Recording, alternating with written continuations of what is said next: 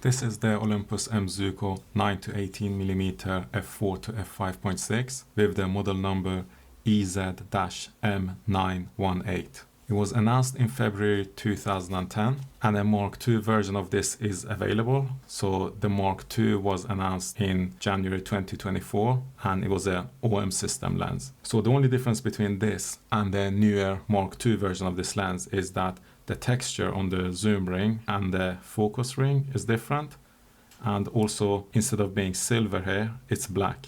So those are the only differences that I'm aware of. And as a result of the change in the texture on the zoom ring and the focus ring, the newer lens is 1 gram lighter. So that one is 154 grams, whereas this one is 155 grams. So no real difference. The length of this lens is 4.95 centimeters, and that's only from the part which connects to the camera. So the end part here, which goes inside the camera, is not part of the length of the lens. It has an electronic focus ring, or focus by wire as they say, and it doesn't have a manual focus clutch unlike some of the other Olympus lenses, particularly the M.Zuiko Pro series ones, and it has a mechanical zoom ring which you can see here. So this lens has this lock here which you have to unlock before you can actually use the zoom ring, and then you extend it until it clicks into place, and then once it clicks into place, then you can start using the lens. So prior to this clicking into place, even if you have it connected to the camera will show a black screen saying to extend the lens before you can start using it. There's a lens hood for this lens, but the lens hood isn't included when you actually buy the lens, so you have to buy the lens hood separately.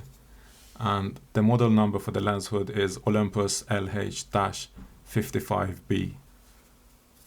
So I'm just going to attach the lens hood so that you see how it looks on the lens.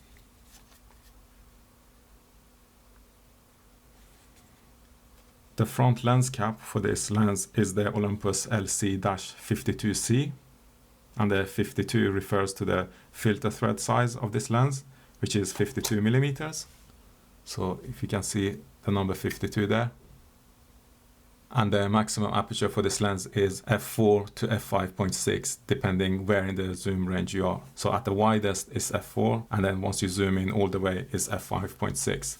And the minimum aperture is f22. It has 7 aperture blades, and the diagonal angle of view is 100 degrees at the widest and 62 degrees at the narrowest. The closest focusing distance for this lens is 25 centimeters, and that's 25 centimeters from the focal plane of the camera as opposed to the front of the lens. So if you have this lens extended, then that's over 10 centimeters already. So you're just thinking about some distance in front of the lens. So 25 centimeters from the focal plane or the sensor position. The disadvantages of this lens is that the image quality is not good in challenging situations. So ghosting is really bad, and I will show an example of this, but this is particularly for backlit situations. And it also has flaring and chromatic aberration, and there is some distortion as well, like any other ultra wide angle lens, particularly when the subject is closer to the lens. And another thing which is not great, particularly for video recording, is that the zoom ring doesn't move in a uniform manner. So the friction is not consistent across the whole zoom range. So you need to apply different amount of pressure at different points in the zoom range.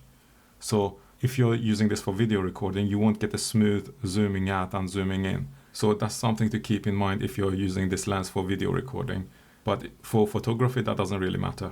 Now, another point which is not great for video recording, again, is that it doesn't have a constant aperture. So the maximum aperture at the widest end is f4, whereas at the telephoto end is f5.6. So if you have set your aperture to f4 and then you zoom in, then you realize that suddenly there's a change in the brightness of the picture.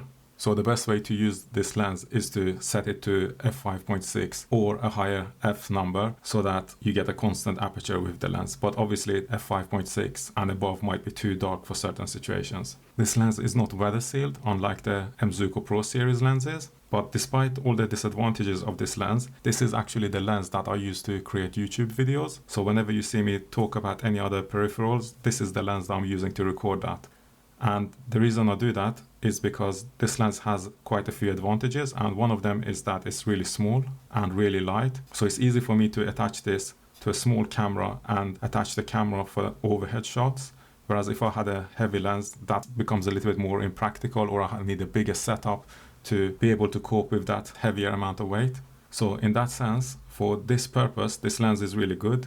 And even though the friction is not uniform and the image quality is not perfect, it's perfectly fine for what I'm doing. And the compromise I'm making here is that I'm compromising a little bit on image quality, a little bit on the zoom ring aspect not being perfect, but it's small and light, and that's what I need for this particular purpose. But in other scenarios, this is not the lens that I use. So even though the image quality is not great, for this purpose, it's essentially the perfect lens for what I need it to do. So one comparison for this lens is the M.Zuiko Pro 8mm to 25mm F4, which I have here. And this lens weighs 411 grams, whereas this one here weighs 155 grams. So you can see the difference in weight. So this is a lens which I couldn't use to attach it to an overhead rig, or if I wanted to do that, I would need to have a more complex overhead rig. Whereas with this one and a small OM5 or E-M10 IV camera, I can attach it to anything really, and it doesn't need to have any strength to support this. So the M.Zuiko Pro weighs 411 grams versus 155 grams on this one. The M.Zuiko Pro is 8.85 centimeters, whereas this one is 4.9 centimeters when collapsed. So you can see both of them being collapsed, what the difference is. And actually on the M.Zuiko Pro I have the lens hood mounted backwards. So if I do the same thing on this one. A few moments later. Okay, turns out that the lens hood can't be attached backwards on this lens, which is a bit unusual. But I've taken off the lens hood from the M.Zuiko Pro lens, and here you should be able to see the difference to some extent in terms of size. So the maximum aperture on the M.Zuiko Pro is f4, and it's a constant f4 throughout the whole zoom range with a minimum aperture of f22. The diagonal angle of view on this one is 107 degrees, so it's wider than the 9-18mm. And on the M.Zuiko Pro, the narrowest is 47 degree. So again, it zooms in further at the telephoto end than the 9-18mm. And the closest focusing distance on the 8-25mm is 23 centimeters, whereas on this one is 25 centimeters. And the 8-25mm also has a focus clutch, so you can pull back the focus ring and do manual focus, which is not possible on this one. And the 8-25mm also has a lens function button. I don't know if you can see that there. So you can program this to do whatever you want it to do on the camera. And the M.Zuiko Pro lens is also weather sealed, so you can use it in rain or any other challenging environment. So the 8-25mm does have some problems. First of all, it's big and heavy, so it's not really a good fit for smaller camera bodies like the E-M10 IV or the E-M5 III or the OM5. And aside from that, it has a major locking problem. So you see on this lens here, there's this lock button. You press it and then you extend the zoom range. On the Pro lens, you don't do that. It doesn't have a lock button, so you just extend it, and in theory it should start working. But in practice it doesn't do that. So sometimes I have to extend it and retract it for 10-15 times until eventually that gear which signals it to the camera falls into place, and then I can start using the lens. And the only problem is not initially when you start to use the lens. If you're doing video recording, sometimes when you're zooming in or zooming out, suddenly that gear seems to switch off or fall into place, which it is not supposed to do. And then the video recording stops abruptly. So you might be zooming in at a particular moment in time because you want to capture something. And right at that moment, the video stops recording, which could be the most important moment that you wanted to record. So in that sense, this lens is really bad, or it has a mechanical problem or bad design. So they've tried to get rid of this button because some people complain that this is too much work. But the new design they've done is actually worse, because now it doesn't even do what it's supposed to do. So they've tried to remedy a small nuisance, but they've made it substantially worse.